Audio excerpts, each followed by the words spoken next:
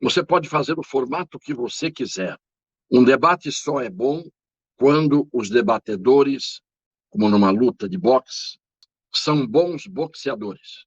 Se você tiver um boxeador muito técnico e um medíocre, a luta será uma luta medíocre.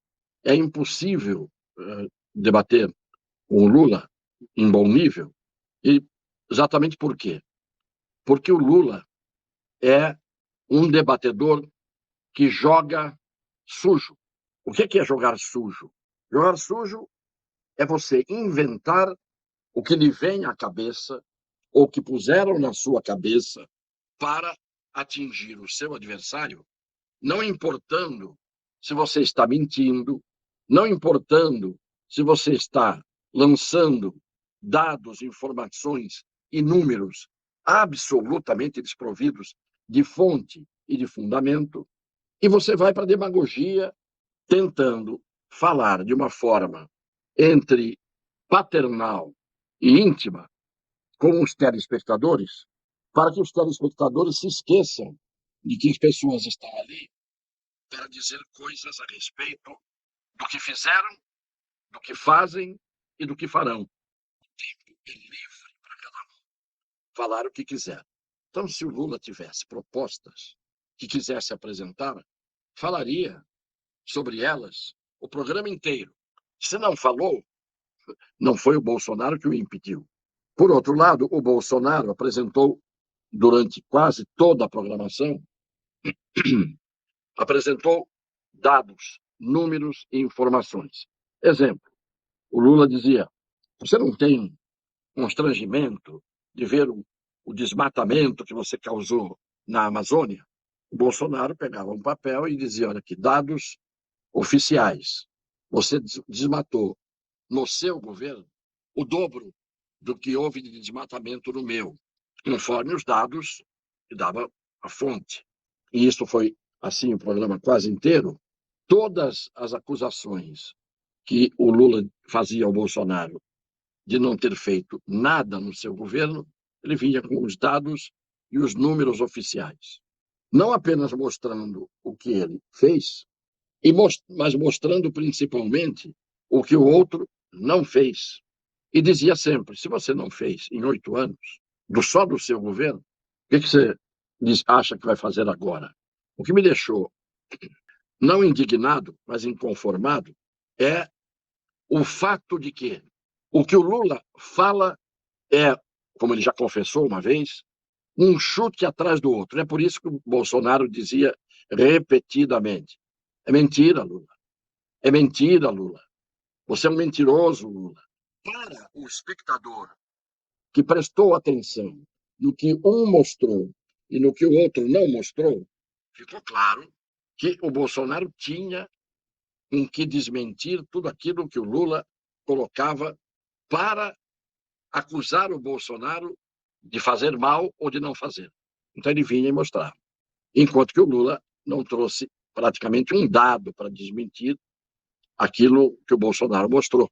Eu estou fazendo questão de aqui mostrar muito mais o que o Bolsonaro fez de positivo e o Lula quase o tempo todo só de negativo, porque, e aí que eu digo que eu procuro ser justo, que quando terminou o debate, a disfarçatez da Rede Globo, que hoje não pôde acontecer no debate, hoje o seu Bonner teve que ficar mais contido, porque o formato do debate não permitia que ele tivesse o protagonismo que teve outras vezes.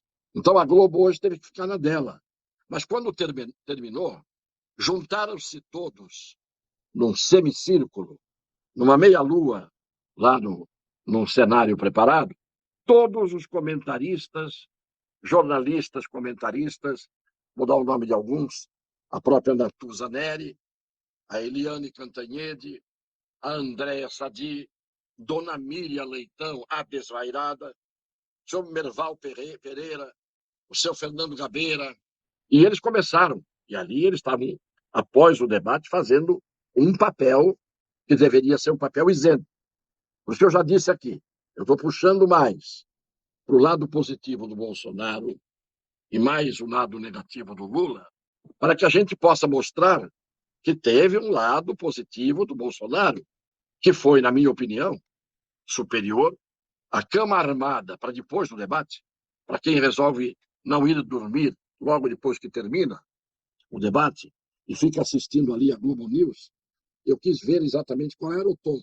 O tom foi uma formação de quadrilha ou bando, do ponto de vista jornalístico, porque hoje a maioria dos jornalistas é composta por quadrilheiros e bandoleiros, em que a verdade, para quem a verdade não significa nada, para quem a isenção não significa nada, e que procuram enganar os telespectadores, ou eles próprios se enganam porque são tão apaixonados, tão facciosos, tão fanáticos, e estão tão engajados há 4 anos na campanha destrutiva contra um homem só, que ali hoje eles tentaram a última cartada. Foi a última cartada que eles jogaram antes da eleição de domingo para desqualificar o presidente da República e para qualificar o candidato deles, que é o candidato deles, da Globo, que é o candidato da Folha, que é o candidato do UOL, que é o candidato do TSE, que é o candidato do Supremo Tribunal Federal, ou não é? Claro que é. Esta qualificação de jornalistas que se dá a essa gangue, que é uma gangue de jornalistas veteranos que atuaram em meios de comunicação antigamente de prestígio, de conceito, e que hoje estão todos vendidos às suas ideologias ou ao seu patrão.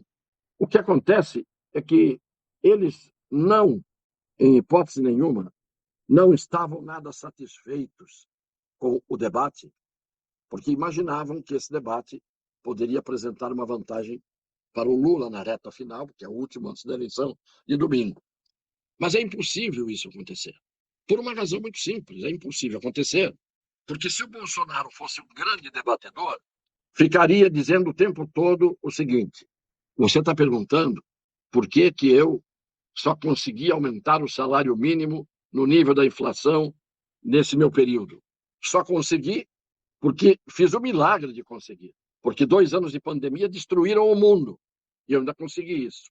Imagine você, com a pandemia e com a sua equipe de governo, vocês teriam acabado com o Brasil definitivamente. Estava extinto o Brasil a partir desses 4 anos aqui. Porque uma hora ele deu uma boa resposta. Ele falou: eu escolhi os meus ministros, terminando o meu governo, a maioria dos meus ministros, a maioria, os ministros foram eleitos senadores, governadores, deputados federais, enquanto que no final do seu governo, os seus ministros foram para a cadeia. Só faltou lhe dizer, e você junto. Então, é o que eu digo, quem tem o telhado de vidro já tem dificuldade de debater. O Lula não tem telhado, nem de vidro, nem de nada.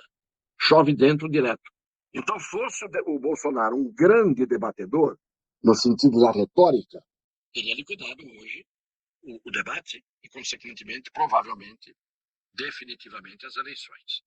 Mesmo assim, para quem viu de boa fé, viu que um lado mostrou o tempo todo números, resultados positivos de um lado e os negativos do outro, e isso ele conseguiu fazer. Na minha opinião, ele venceu o debate porque foi verdadeiro o tempo todo, não foi demagógico o tempo todo, e para um povo que está procurando eleger, para aqueles que querem eleger, um não demagogo, uma pessoa séria e que não é corrupta, evidentemente que o juízo é fácil de saber em quem se deve votar no domingo. Porque é uma escolha que tem que ser feita. E essa escolha não pode ser uma escolha que seja feita sem a maior seriedade possível. Porque a mim me custa crer como é que o senhor Luiz Inácio da Silva possa, depois de tudo que nós sabemos da sua biografia, estar disputando uma eleição. Não será, está longe de ser pequena. Isto é que uma parte do povo, e eu não vou deixar de dizer isso, uma parte do povo parece que gosta não apenas de ser enganada, essa parte. Há uma parte que gosta de corrupção. Declaro publicamente, o que não precisaria nem fazer, que vou votar no Bolsonaro e no Tarcísio de Freitas, sem sombra de dúvida, sem nenhum tipo de dúvida, de hesitação, porque eu tenho filhos e netos, e não é por mim, porque o futuro do Brasil não me pertence. O futuro do Brasil, dependendo de qual seja, bom ou mal, pertencerá à minha mulher, aos meus filhos, aos meus netos e à geração que está aí, muitas vezes desinformada, muitas vezes presa às telas e que vai votar domingo, provavelmente, sem ouvir os familiares, os mais velhos, os mais experientes e sem conhecer a história recente do Brasil. Agora, o que esperar de agora até domingo? Que Deus ilumine a maioria do povo brasileiro. Porque há uma parte, você pode acender todos os holofotes e eles não serão iluminados. Porque são pessoas que parecem que preferem as trevas, a escuridão, a ignorância. Nós batemos aqui seguidamente nos tribunais, nos ministros, nos jornalistas, que para mim não são jornalistas, estão extintos, esses jornalistas. Mas é preciso que o Brasil cuide de si. Quero saudar a todos, desejar a todos que tenham fé, confiança, que vão à luta, porque esse é o nosso papel. Deus abençoe a todos.